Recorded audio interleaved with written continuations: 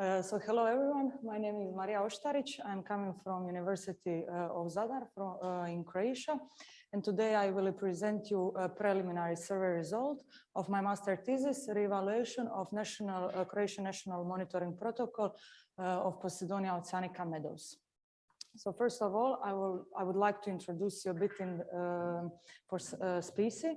So I will show you some details about Posidonia generally. So Posidonia oceanica is also known as the Neptune grass or Mediterranean tapeweed. It's a slow-growing and a long-living seagrass species. Slow-growing means that it can grow vegetatively 1 to 6 centimeters per year, which is really nothing. It's long-living species on the earth. It can grow vegetatively, like I said, and it can also reproduce by a sexual way. So vegetatively, it goes just by roots, and by sexual reproduction, it means that it has a flower, it has a fruit. Inside of the fruit is a seed, and then seed float through the sea, and the fruit goes through the sea, and seeds descent goes down and attach to the sea bottom.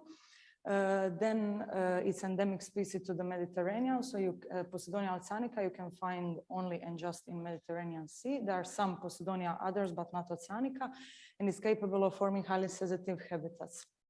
Highly sensitive habitats, they look like this, and we call them Posidonia oceanica beds. They are underwater meadows. They really look like meadows. They are oxygen factories and blue carbon storage. And they are under the high anthropogenic influence with their coverage decline for decades. Because of that, they are protected at the national and international level. For Croatia, they are protected under nature conservation law and on international level by European EU directives. They are subjected to the monitoring protocol also for all Mediterranean countries. When we talk about monitoring protocol, they are more interested all around Mediterranean countries about it because it's protected, like I said. More interest, that also means that there are more experts which want to work on the field for survey. That also means that there are generally more field trips, more data, more results, and also more conclusions that are presented. This all closed cycle caused sometimes more problems. That problems caused more, that led us to some more questions, more obstacles, more challenges, and also more limitation. When we think about limitation, we think about monitoring protocol, which is one for one species for all Mediterranean, but it's not enough. It's not enough because there are a lot of different things in the sea. Yes, it's closed, but there are a lot of basins. You have West Basin, you have East Basin. They are not the same at the large level, but also at the small scale. When we talk just about Adriatic Sea, south and north part are differently completely. So meadows that you can find near Dubrovnik, they are not even similar to meadows near Brioni. So more limitations, what to do, we need to find some solution. But what the solution look like? So from my point of view, it looked like a reevaluation of existing protocol. My mentor, Ivana Zubak-Čižmek, and I, so we think that will be some kind of solution. So what we want to do, we want to re-evaluate the existing protocol, but not all of it. So the part which is related to how to collect data, it's okay, but interpretation of the result, we are not fine with that. So that's the one part that we want to change. And in protocol, you can find it by meaning of the meadow cover at the lower limit. So about materials and methods, so what we do to re-evaluate it. So first of all, literature review, the basic thing for all research survey you want to do. So we look at the books, science papers and articles, law, national, international, what I said before, and also existing monitoring protocol and field manual.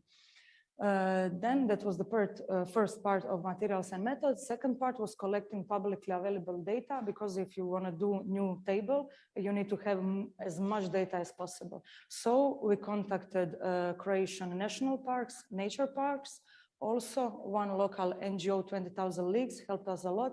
They are a non-government organization from Zadar, which are working really intensively and actively last years and years, and they have so much data that we used. Third, last part of materials and methods was collecting the missing data. So when we put everything on the map, we saw that there are some missing points. For example, near Krk, there are no data. Near Cres, there are no data. And then I applied to my personal project. One was funded by Women Divers Hall of Fame, that are a non-government organization which helped women which are divers with money to go and do some survey. I applied for that. Also, I applied for University of Zadar. They also helped me by financing my field data, because scuba diving and going on a field is really expensive. I know that Adriatic Sea is not that much wide, but it costs a lot, the fuel, the tanks, the equipment, and so on. So they fund me. 20,000 Leagues, what I told them, talk about them I previously mentioned them, they help me with volunteers. So that is NGO that has that kind of persons who like to help, and they were with us on the field. And Janolus company, which helped us logistically, they supported us by equipment, by a diving boat and things like that. So basically logistically. And the preliminary results that I want to show you. So it's still in, we are doing on it. It's a lot of work, but what I have to present you is a map. So on this map, you can see location of Posidonia oceanica survey near Adriatic Sea.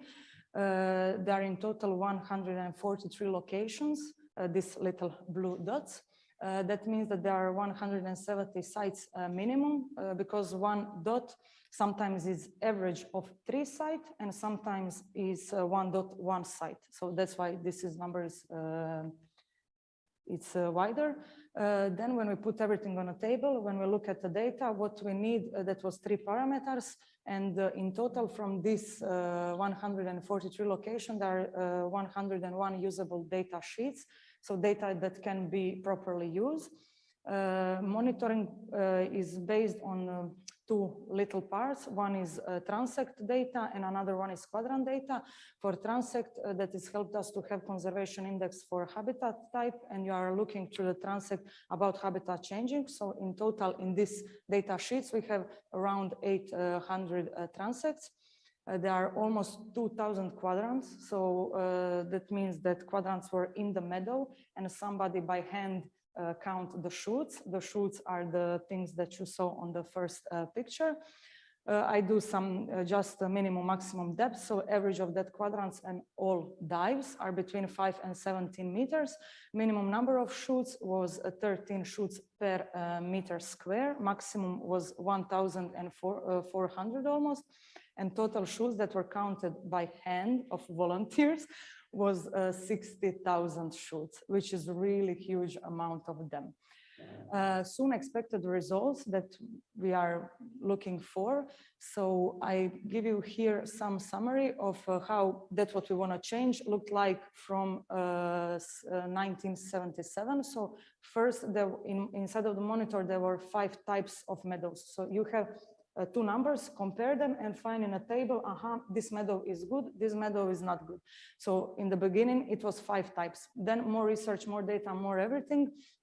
1995, there was just 4 of them. The last one is 5 of them again, so 5 ranges per that table. And the publication in preparation will be hopefully soon after master thesis were done, and probably it will look something like this, Oštarić et al. And briefly, that's it. I don't know, am I inside or not? References, and thank you for your attention.